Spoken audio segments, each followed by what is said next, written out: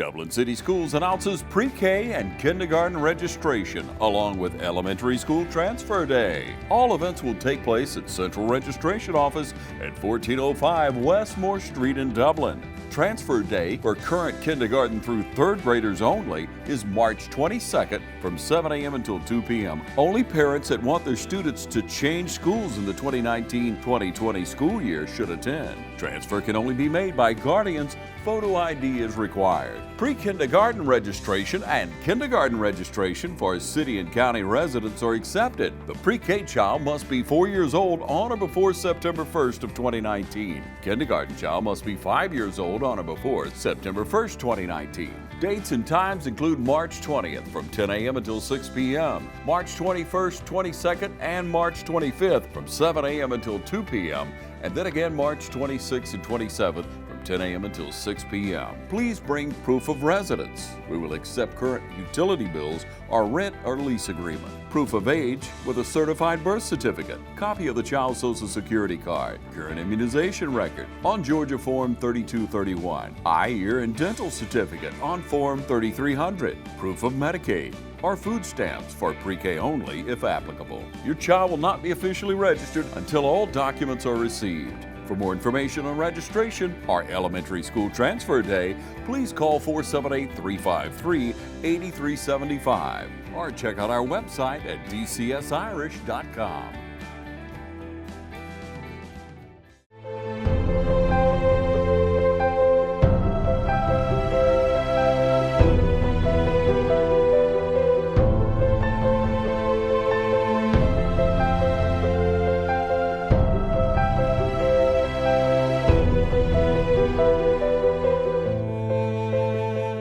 Welcome everyone into the studios today. Demetrice Hollis.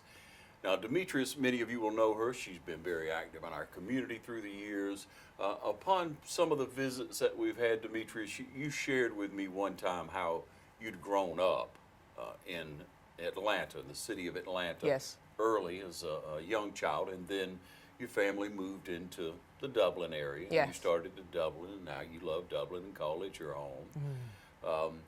And so upon the conversation, we talked, and then you lived in Atlanta in the early 80s, late 70s, early 80s. Yeah, the end of 79, probably up until I think about like 85, 86, somewhere in there. Yes. You lived in Yes. Atlanta, in the city. Inner city Atlanta, yes. Yeah.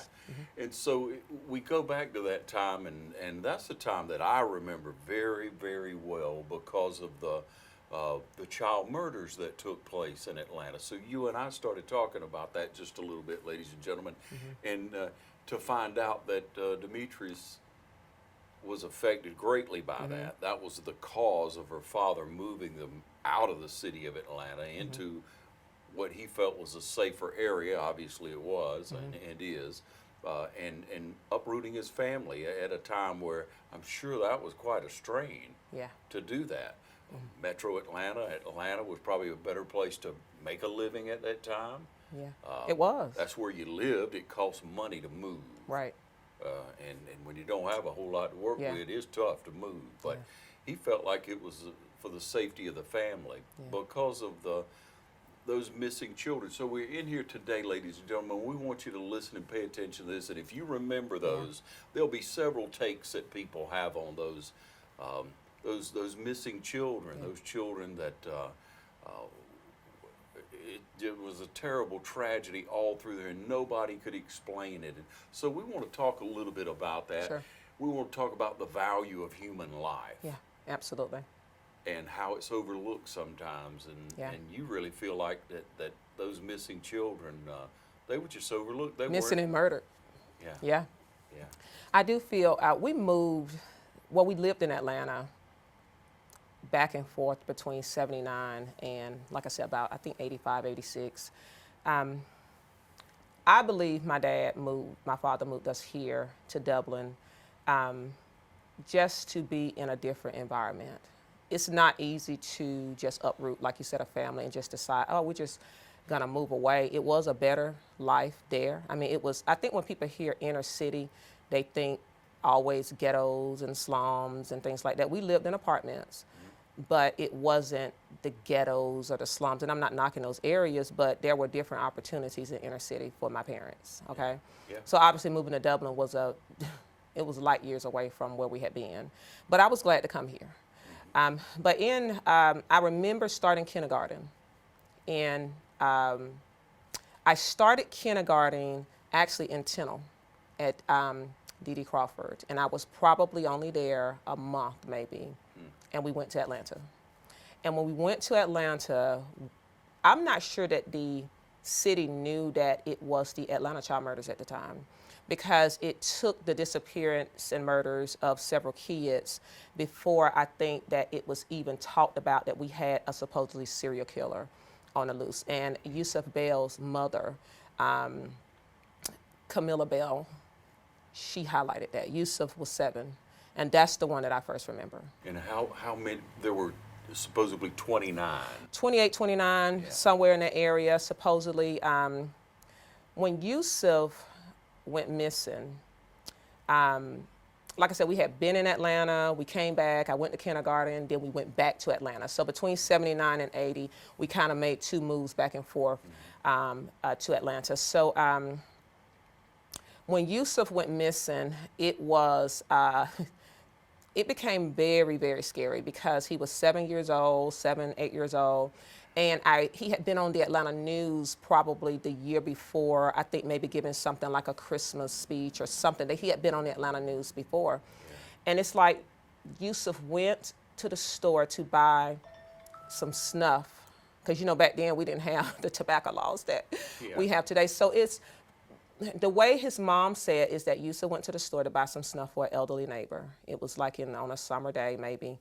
And he made it to the store, he bought the snuff, he came outside, crossed the road, and it's like he disappeared.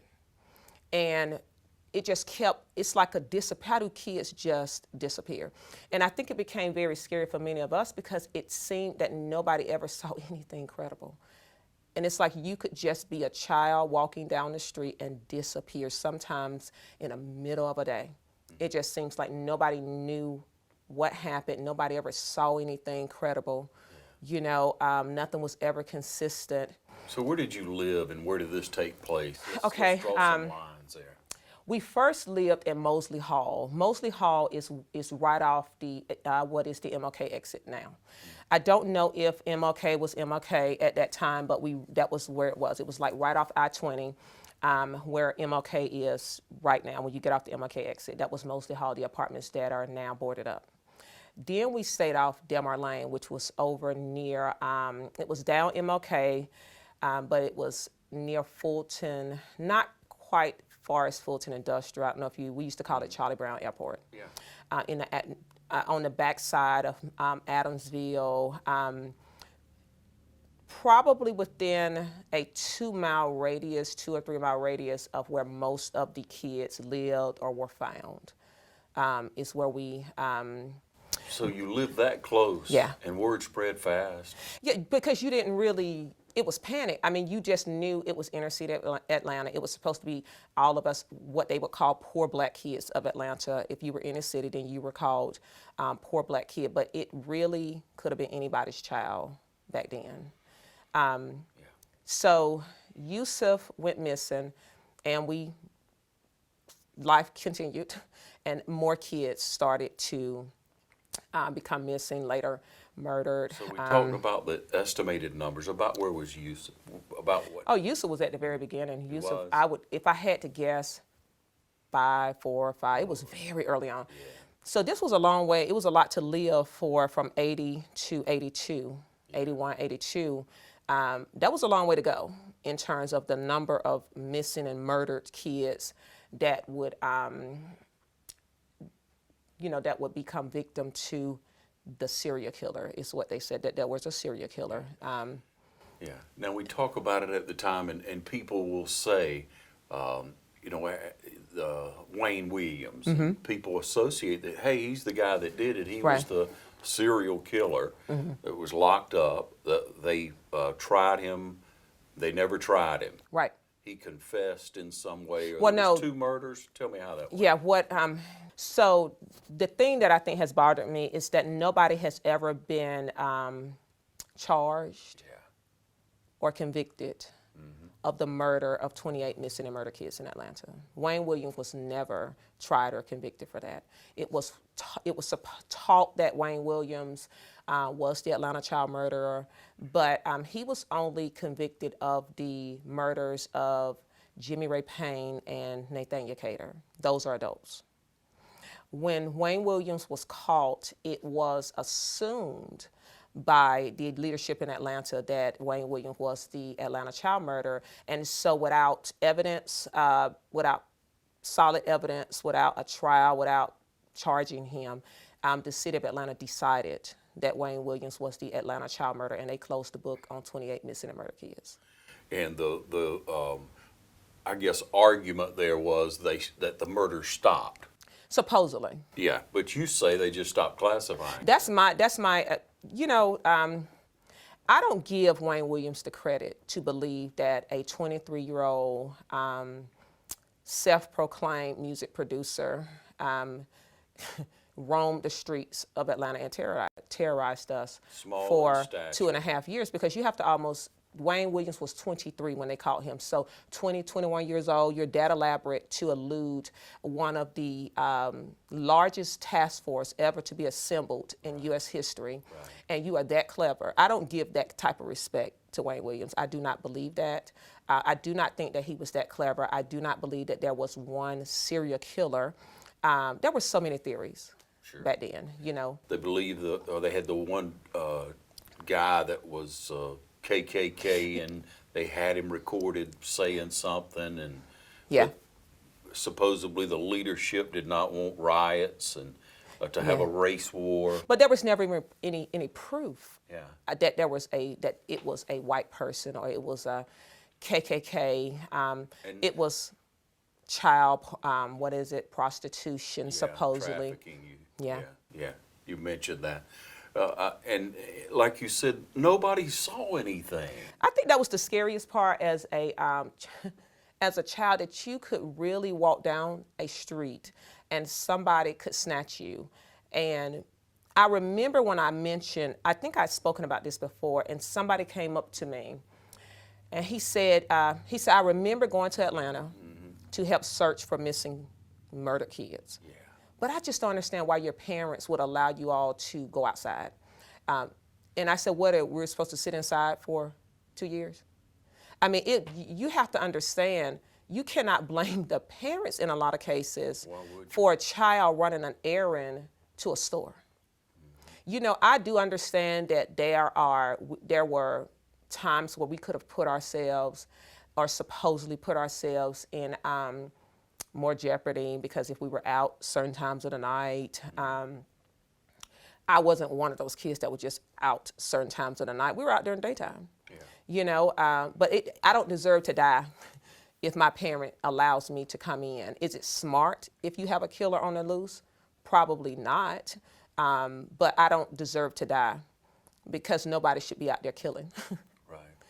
It's almost a justification to why kids die. I mean, that's a poor statement to make to me. It makes no sense. It's almost incompassionate or uncompassionate. So let's talk about growing up and the things that you all did in Atlanta that day, places y'all went. Yeah, a lot of times, and a lot of the kids that you would hear stories about, many of us went to what was the Omni. I think that's where the CNN building is. This is before video games, or right about the time that I think Atari was coming out. So we would go down there and play the little video games. All the time they had an indoor skating rink. We would ride the MARTA bus and a MARTA train. Parades and things were a really big deal back then. Yeah. So the city of Atlanta downtown was really a spot.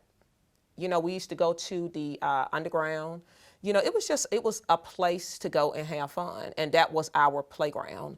A lot of our communities didn't have playgrounds. So we had community centers and things like that, and that was fine, but we lived right at the back door of downtown Atlanta. I mean, why not? Right, yeah, it was fun. Yeah. And so we would go down to the Omni, and you could literally spend all day there playing video games, or if you was an ice skater, you could ice skate, that type of thing. Yeah. Just open and free. Yeah, we thought. Yeah. Yeah. we thought. But for about 2.5 years, it was not. I mean, it was, you really, if you had been a kid in Atlanta, you really believed you could be killed. I don't think there was a kid that lived in inner city of Atlanta that did not believe that they could die. Yeah.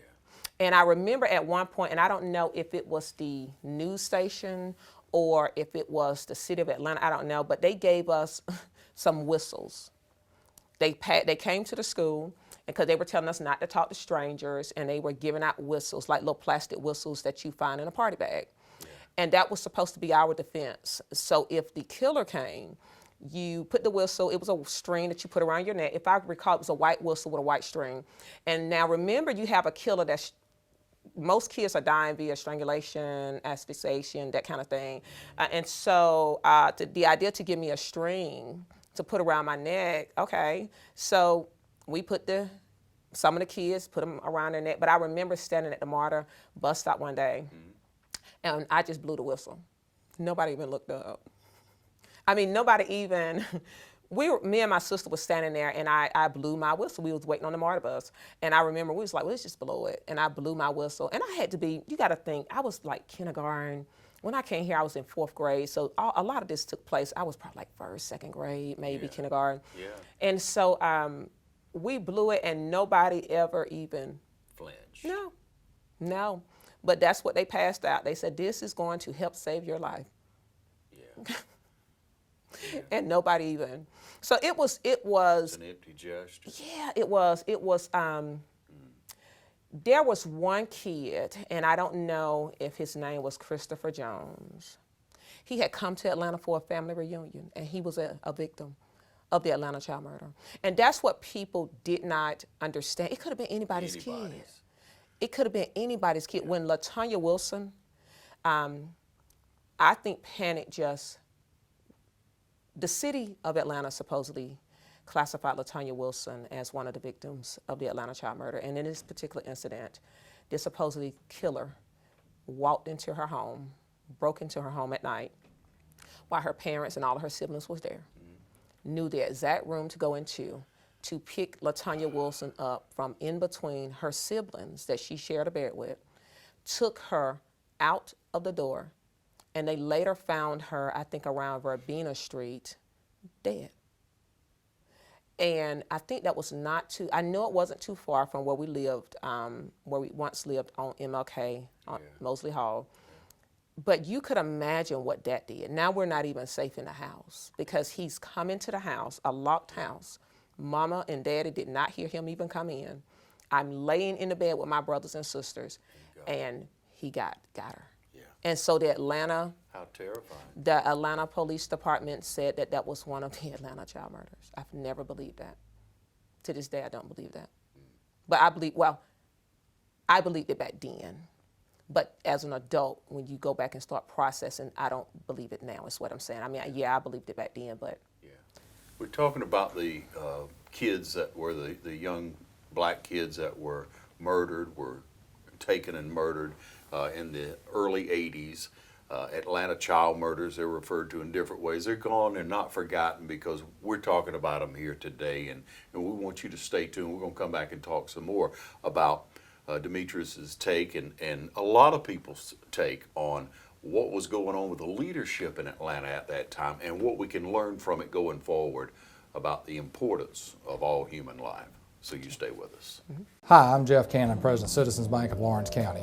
If you're presently a customer of ours, we'd like to take this opportunity to thank you for allowing us to be your bank. We appreciate the confidence you have placed in us and enjoy providing you with the most up-to-date banking products and services to satisfy your needs. If you're not a current customer, we would like to invite you to stop by and let us show you true community banking at its best. We concentrate on our local community, doing our part to make Dublin and Lawrence County a better place to live, work, play, and retire. We recently introduced 2 new products, eStatements and Access Now, our mobile banking app. Both of these products will help to make banking with us more convenient and will also help to provide you with a safer and more secure banking experience. So for all your banking needs, just give us a call or stop by and let us show you personal banking at its best. Citizens Bank of Lawrence County, member FDIC, and an equal housing lender.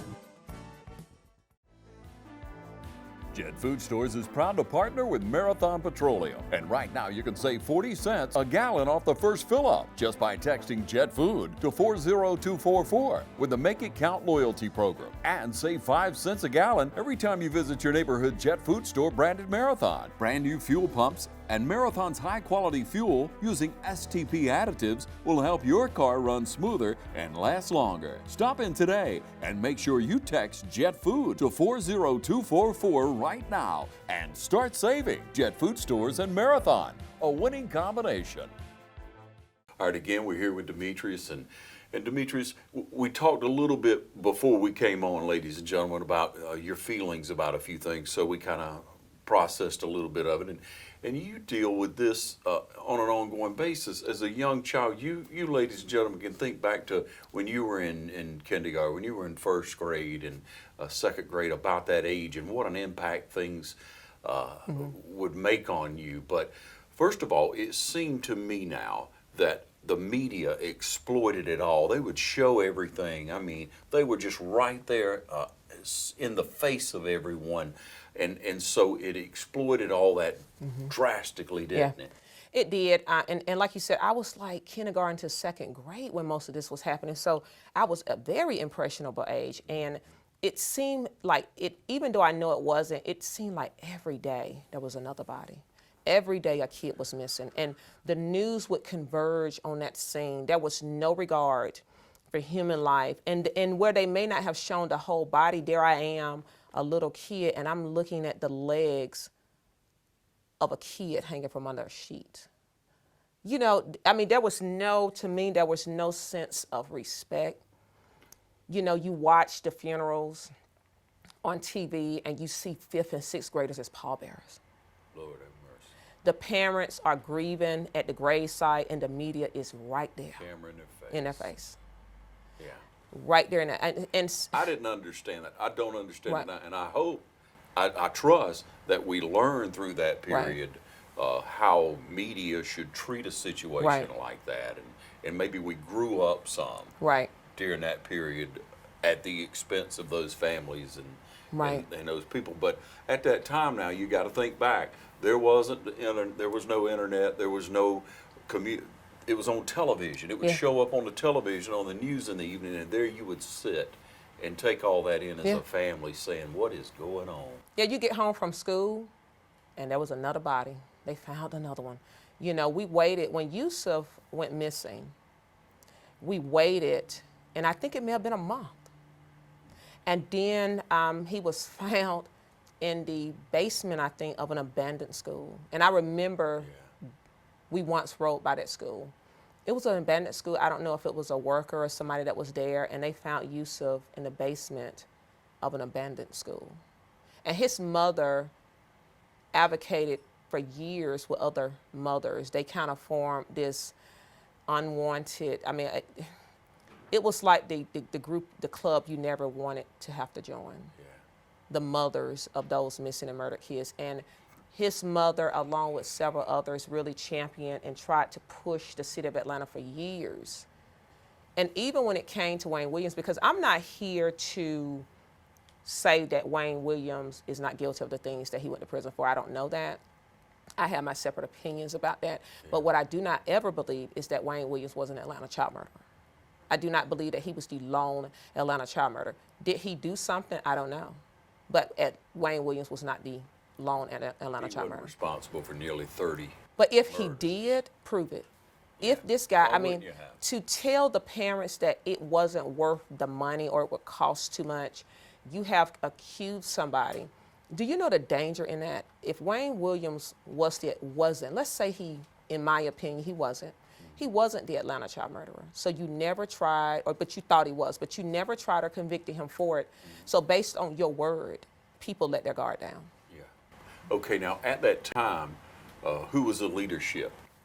Maynard Jackson was the mayor of Atlanta, and the police commissioner, I think, was Lee Brown. And I try not to go to the internet so much, especially trying to do this, because I don't want the internet to taint my memory of what. So from what I remember, Maynard Jackson was I know Maynard Jackson was the mayor, but I think Lee Brown was the police commissioner. during that time. So the city of Atlanta was predominantly black in leadership. And I think that's another thing. I mean, they don't owe me anything, but I think that because the leadership was black, I thought that there should have been more, because you are one of us, or you've been one of us. You know what it's like to grow up black, and for the city of Atlanta at that time, and I'm not knocking Mayor Maynard Jackson at that time. I think he did a lot of things right for Atlanta. Yeah. But I think they got it wrong with this. I believe they got it wrong, and I think that there were opportunities to get it right. Yeah. And that opportunity would have been to try Wayne Williams for the murder of those kids, so that we would know what the evidence was and that there would be some type of effort to bring some closure to this situation. Do you think some things were hidden, in your opinion? I think that there were things, obviously, from a law enforcement perspective that probably wasn't put out into the public. Yeah, I think that there were some things that we didn't know about. It has always been my opinion, especially now as an adult, that the Atlanta child murder victims were victims based on how they were classified. If the police say they're Atlanta child murder, then they're Atlanta child murder. If the police didn't say or classify them as Atlanta child murder, then they were in Atlanta child murder. So there could have been others even after, but I do not believe that the day that they arrested Wayne Williams, that it all stopped. Now, if I had been a murderer, my opportunity to kill was when you thought it was one person. That's my opportunity to kill, was when the city's already in uproar, you're looking for only one person. I know that you're doing that. So if I had been a murderer, which I'm not, but I think people took advantage of that situation. I think that we had just like with anything in life, I think during that time we had an increase in, unfortunately, in kids being murdered for whatever reason over a period of time. There could have been copycats as well. Yeah. I think there were opportunists, but I don't believe at this point that I never believed it was Wayne Williams. I mean, you could have, the shock on our face when breaking news, we've caught Wayne Williams. I mean, are you kidding me? Because you know what, Ron, I'm going to say this. The neighborhoods were on such high alert. The only thing that I probably would not have been suspecting of somebody in a uniform. A garbage worker, the postman, the police. That's probably the only thing. Now, had a white man walked into our neighborhood or was hanging around the neighborhood, I would have been suspicious of that during that time, because now we're on high alert. Sure. So I'm looking for something that doesn't look right. I didn't live in an environment where I saw white people all the time. I didn't live in an environment like that. Huh. And so if it was the KKK, I don't know. I would have been suspicious. They would have stood out. I would have been suspicious of that. I mean, could somebody from the KKK could have killed a black child in Atlanta? Absolutely. But was the KKK, was this the result? Was this 2.5 years of terror the result of the KKK? I do not believe that. I just don't believe it. Yeah. I don't believe it. I think it was opportunity for everybody to kill a child back then. Do you feel like we learned from that? Do you feel like that neighborhoods, or do you know? I know you moved Well, away. I learned from that. I mean, it changed the way I raised my kids. I don't think I ever took my kids to a park and did not stand there and watch them. I don't, even to this day, if we go to a hotel, you have to go in pairs, whatever you do. Yeah. I don't think I ever allowed them to spend the night with anybody. Very seldom, even with family. They may have had, I remember one of my daughters wanted to spend the night at a party. We were living in Birmingham. She wanted to go to a birthday party. And she was like in 3rd or 4th grade. And everybody, she said, was going to spend the night. And I said, well, everybody except you. I said, now what I will do is take you to the house. You can have fun. And when it's time to go to sleep, I'm going to come get you. And then if you want to go back the next day, then you're more than welcome to do that. Do you feel like that there's more value on human life today than there was then? There's still not the value on it? I just don't think it is. I think that I value human life, but I just don't think people do. I don't think that death has become too common, and they don't realize how final death is and what a void that death leaves. Because in the midst of all that I had to go through, I lost a cousin in Atlanta. Not to the Atlanta child murders, but very unexpected. So it's like you're dealing with the Atlanta child murder, then you have to deal with your life. And I remember my cousin Toyin died. It was probably towards the end, after Wayne Williams had gone to jail. In the midst of all trying to recuperate and get back to whatever your normal or your new normal is, I remember, and I started to remember things. I remember the very day that my mother came to the cafeteria, and I had just gotten my tray. And she told me it was a sunny day at that moment, because it ended up raining, but it was a sunny day. And I remember the moment she told me he had died. And I remember the sun has never shined that bright again. It's like the sun dimmed. So it's like you go through the Atlanta child murders, and then you have to deal with your own personal death of a cousin who was supposed to graduate from high school within 1 or 2 months, who died very unexpectedly. And I remember to this day, I cannot see the sun that bright. And it traumatized me so bad as a child I cannot remember him as a living person once I saw him. How do you think we can change the fact that there's not enough value on human life, enough respect for people? Well, I'm a person of faith, okay? And so that's why I have a respect for human life. I don't know I cannot, this is not to judge, I just don't know how people of faith could have no regard for human life. I don't know if we're playing with the idea of religion, or are many of us really leaning towards our faith. And if that's not something, and I'm not trying to preach, I'm not trying to be religious, but I don't know that I can tell a person to value life if they don't have some source of faith. You know, that's kind of where I pull from. And that's why I love people. That's why I try to help people. Is because of my faith. So I don't know where you go from there. Yeah. And when we look at this opportunity to share this with everyone, and to show that they may be gone, but they're not forgotten, these young people, and to try to bring it back to light again, let you think about where you were, what you were doing when that was going on, and where we are today, and how maybe we could make a difference. You know, think about that with your children, and staying together. I mean, it's good in pairs. I taught the same thing, you know. Even my kids go off to college. I said, man, you walking late at night, you want to buddy up, you know, you want to be on the buddy system, because you don't know who's out there even trying now, to take advantage that is of true. somebody. You don't know. Some people are just downright mean. Right. And people of faith, people who grow up in a safe home with good Christian parents, and you're in church and you're around good people throughout, I don't think they get it unless you tell them. Right. Some people are downright mean. Right. And they will hurt you just to hurt you. Just to hurt you. That is absolutely true. Everybody's not like us. They're not walking on, you know, trying to help and speaking to everybody, and kind-hearted, and, you know, we're all in it together kind of thing. Right. But you have to think about that. But going forward, you know, DeKalb reopened the cases in 2005. Fulton would not reopen. Yeah, there were 5 cases in DeKalb County. One, I think, was Patrick Baltazar. Yeah. Patrick was another one that I really remember. And so, from what I understand, the cases, those 5 are open. Nobody's assigned to them, cold case. You know, we didn't have DNA and all that back then. But yeah, the city of Atlanta, I think that at the very minimum, the family of those who probably are still alive, but they've called just for some monument or something, just something to remember those children.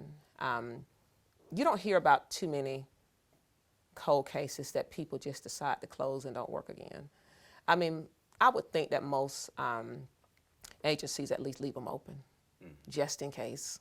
You know, you don't hear about cases where I've just decided you did something, and I'm just never going to try to prove it. I'm just going to close all these cases over here because I just think you did it. I just feel it. You think anything could be found now? I think it was some things found then. And I think that what was probably found is that there was no lone serial killer. And, you know, if you push a narrative for so long, it's kind of hard to come back from that when you've created terror, not just in the inner city of Atlanta, but there were people that I met even in college that told me that they lived as far away as Louisiana, and they were just as scared as we were because they always thought they could be a copycat. So you frighten a nation with a theory that there was a serial killer, but you never proved it. To this day, it was never proven.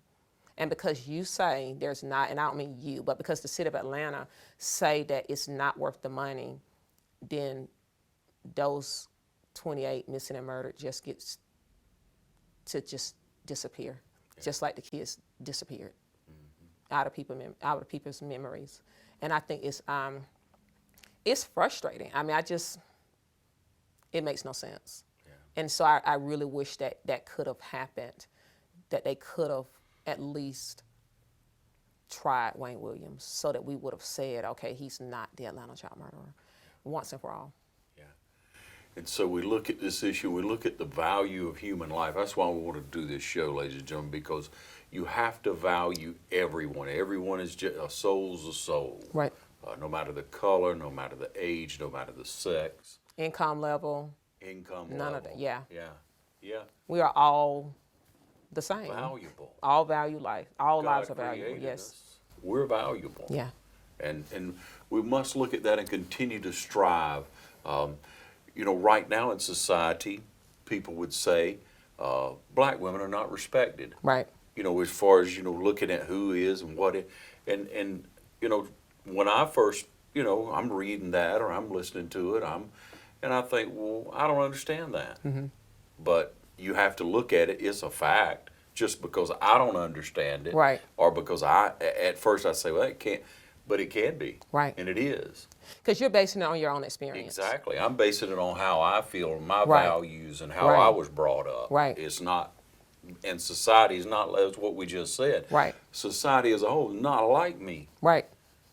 And it's not like you. That's right. So we have to step forward. We have to do what we can. We have to do shows like this. We have to encourage people that we change our mindset. That's right. And that those who you come in contact with who might need a little coaching on the issue, right, you call them out on it. Yes. That's where we are today in our society. If you're uncomfortable with something, you need to address it. As men, we need to address it on behalf of women. If we love and care for women, mm-hmm, we should not let another guy say something that's out of line or anybody says anything. Right. Call them out on it. Right. Right? Right. That's the only way we're going to change. We have to be willing to talk. It's like I feel like as adults, we've gotten away from just conversation. I mean, what's wrong with if I have a problem and you have a problem? What's wrong with us talking about what the issue is? And what are the recommendations? What do you think, we can do to change it? It's good to complain. That's good. But I am more of a solution type person. Yeah. And so I don't think that you should just offer up complaints and never be willing to sit and talk about how it is. I mean, the things that we can do to fix it. We have inner city kids. We have poor kids. They're not just black. Okay. Yeah. So we have inner city. We have poor kids in every state. I mean, it just exists. I mean, we have our own challenges even here, and I've spoken about that before, even here in Dublin, with the poverty level. Yes. And I think that's when I brought it up, is that I may have been talking about the poverty level, and I was talking about how the leadership of Atlanta viewed us back then, and how that just didn't sit well with me, and how I felt like as a person in a leadership role that I'm responsible for the way that I speak about and represent the children of this community. Yeah. So I think that we have to be careful with that. Don't discount people. I mean, anybody is worth you trying to put forth an effort to improve the way that they live. Yeah. Ladies and gentlemen, if you have questions or comments about this, how would they reach you, Demetrice? They can call me. I mean, I have the same number. You're going to have me put my phone number back out there again. I'm going to change it, Ron. But it's the same number I've had since I've been on the school board. It is 334-581-5344. I mentioned to you before that I have a class. I do some adult education, part-time teaching, which I really enjoy, and my class is actually studying this. and they are very, very excited about studying this. And so, I mean, I don't mind talking about it. Yeah. I've only spoken about this publicly one other time besides this. So I don't mind talking about it. So we're going to do a follow-up show later, ladies and gentlemen. Sure. We want to know what some of these students, adult students, Sure. their take on Absolutely. researching it. I think that'd be a very good thing to do, and we want to know what you think. You can contact us here at the station. You can contact us Absolutely. online. Yeah. You can contact Demetrice Hollis, everyone. Thank you. And thank you so much No for problem. coming in. Thank you for having me. I hope your heart feels the way mine does about this, Yeah. and in hopes of something good coming out of I do. tragedy. I hope so. Yeah. Right. Thank you Thank for you. joining us.